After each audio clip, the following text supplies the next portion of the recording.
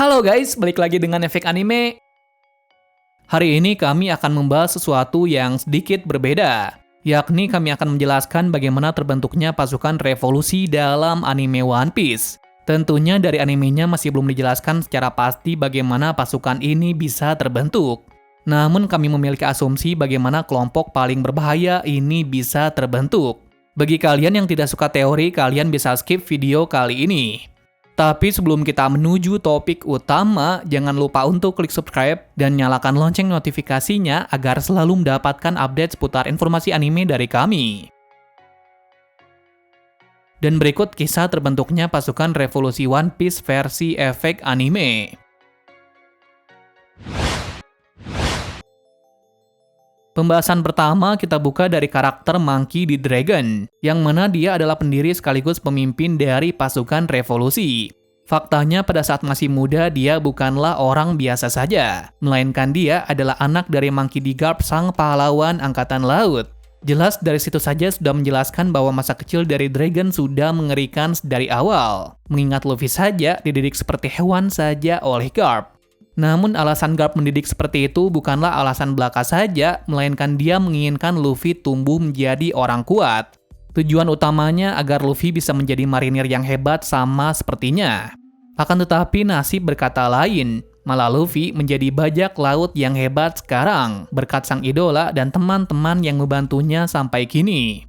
Nah, apakah mungkin Dragon juga dididik sama seperti Luffy? Tentu saja tidak. Mengapa demikian? Dragon bukanlah orang yang ceroboh seperti Luffy, melainkan dia bisa mengambil keputusan dengan mudah dalam kondisi tertentu. Tak hanya itu, aura dari Dragon sangat berbeda dengan Garp dan Luffy, yakni Dragon memiliki karakteristik tak banyak bicara dan suka melakukan hal dengan segera. Lantas, apakah mungkin dulunya Dragon mau dididik menjadi angkatan laut? Jika menurut kami, Dragon dulunya berpeluang besar menjadi angkatan laut yang hebat. Yang mana perkataan ini bisa dibuktikan dengan semua angkatan laut yang mengenalnya, terutama Akainu. Entah benar atau tidaknya Dragon dulunya pernah menjadi angkatan laut, namun jika ditelaah lebih jauh dari momen-momen kemunculan dan ancaman yang diberikan oleh Dragon, maka kami bisa mengatakan pada masa lalu Dragon pernah menjadi angkatan laut seangkatan dengan Akainu dan yang lain. Alasan lain untuk menguatkan pendapat ini ialah Dragon mengetahui kebusukan dari angkatan laut. Di mana jika Dragon seorang bajak laut atau pengembara, maka dia tidak bisa mengakses dan mengetahui tentang kebusukan dari pemerintah dunia. Dikarenakan orang yang bisa mengakses rahasia gelap dari pemerintah dunia adalah orang terdekat dalam organisasi itu. Dalam kasus ini kita bisa mengasumsikan pada saat masa lalu, secara tak sengaja Dragon bisa mendapatkan informasi tersebut. Bisa saja berhubungan dengan istrinya ataupun masalah lainnya yang sampai kini belum terungkap. Nah, bisa dikatakan jika istri dari Dragon bisa menjadi seseorang dari angkatan laut, bahkan bisa saja seseorang dari bangsawan 20 kerajaan.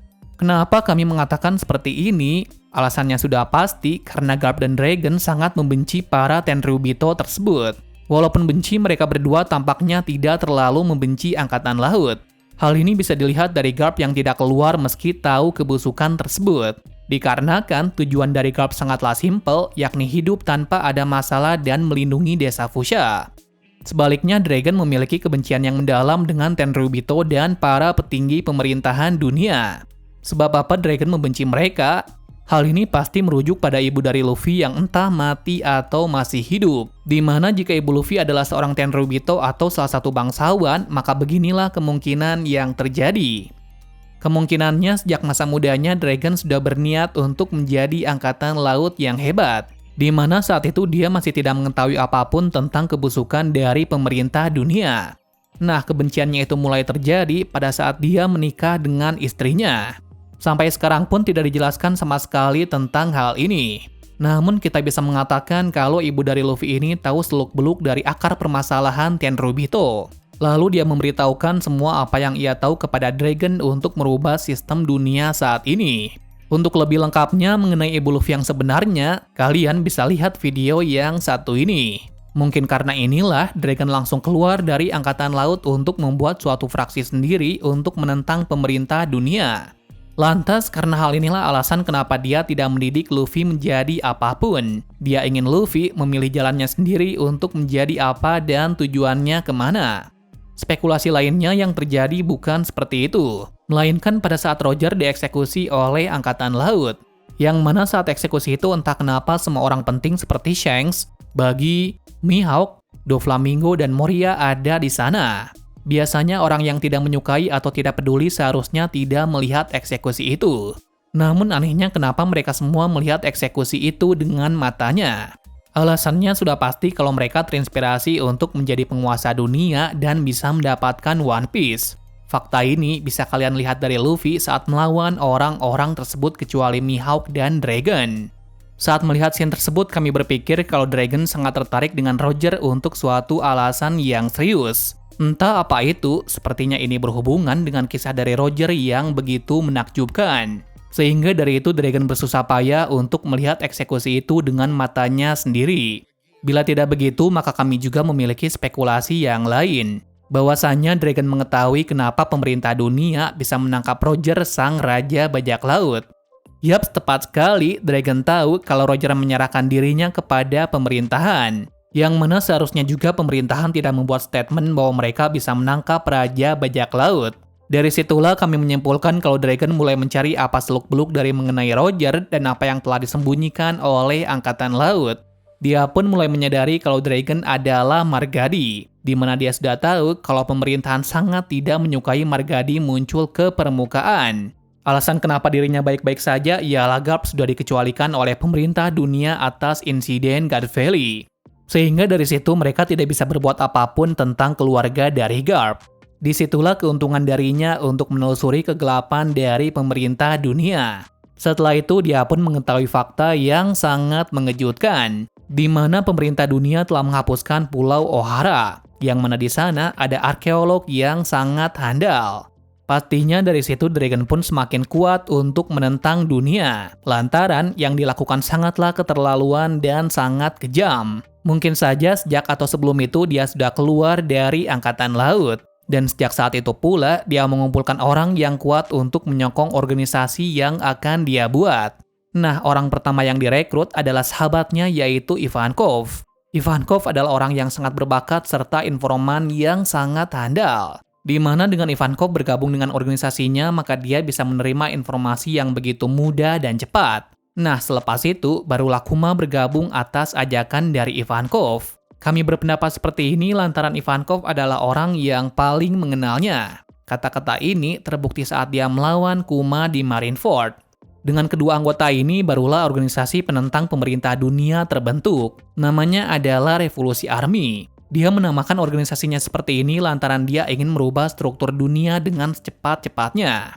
Kemudian tak lama berlalu mereka mengumpulkan orang buangan untuk dijadikan sebagai anggotanya. Tentu saja mereka adalah orang-orang yang menentang dunia. Mulai dari rakyat yang tertindas sampai orang yang dibuang oleh kerajaan. Nah, kenapa mereka mengumpulkan orang-orang seperti ini? Justru inilah yang akan membangkitkan semangat juang mereka yang telah tertindas.